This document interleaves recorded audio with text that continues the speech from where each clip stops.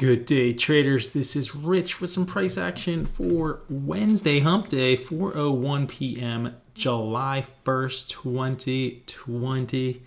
Shout out to my father, 87 today. He's doing well, doing great, and happy birthday to you, Dad. Just want to share that one with you guys. So we're looking at the Beyond Meat back in the mix this morning, and as you can see, it did nothing after that.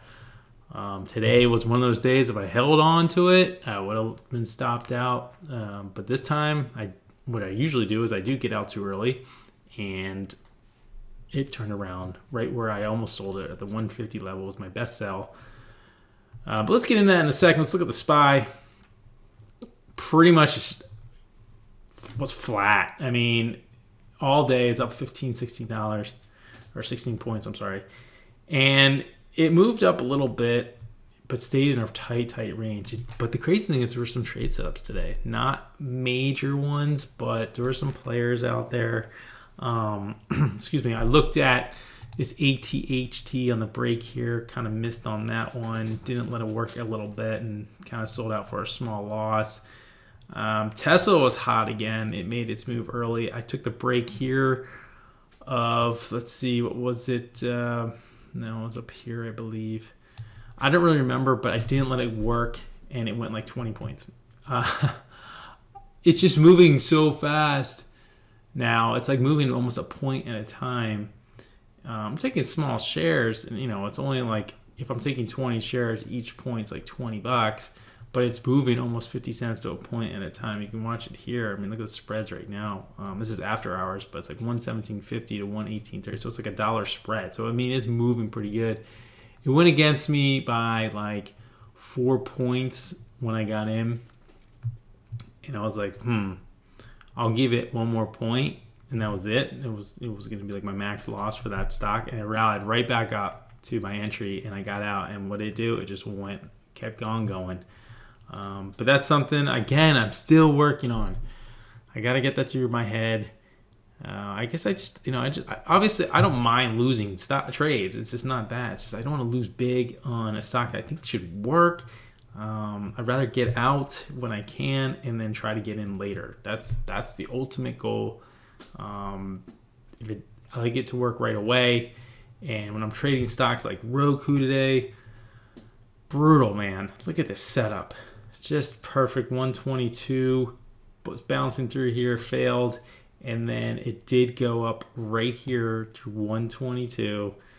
Got to 122.37, showed signs of 122.74, and then pulled back to 121.58, and I got out, and I took a small gain on that. And then look what happened after it went back against me. So I was in at 122, went to 121.58, which is 42 cents.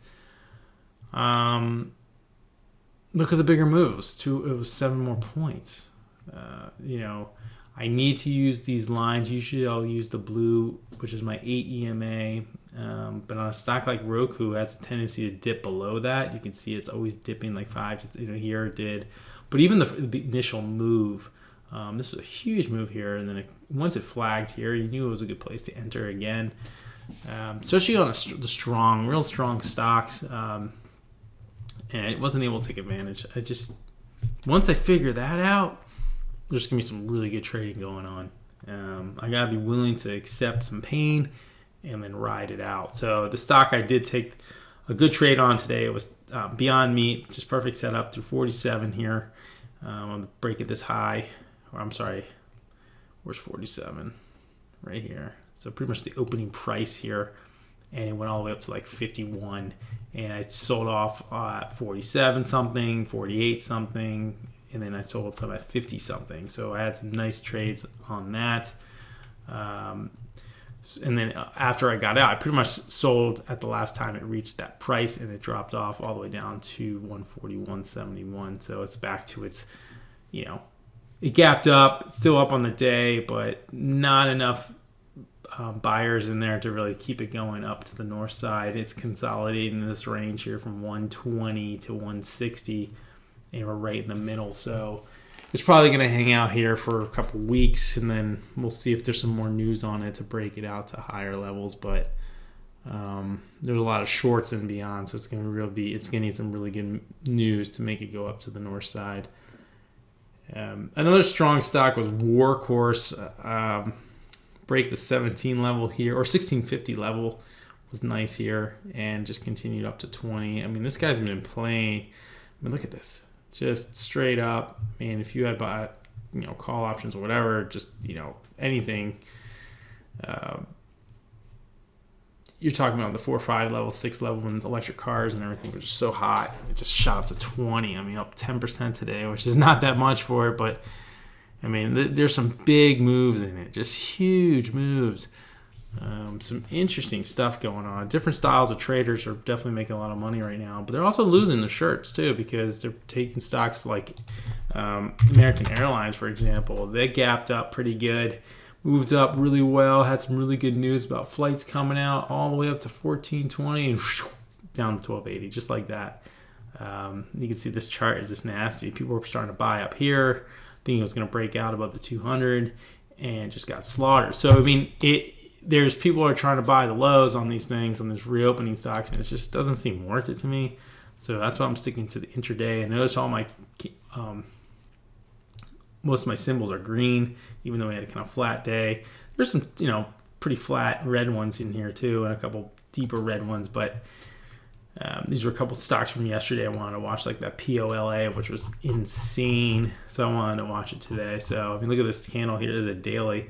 And, you just never know. I think we were looking at the 7 level for this SRNE. Never broke it.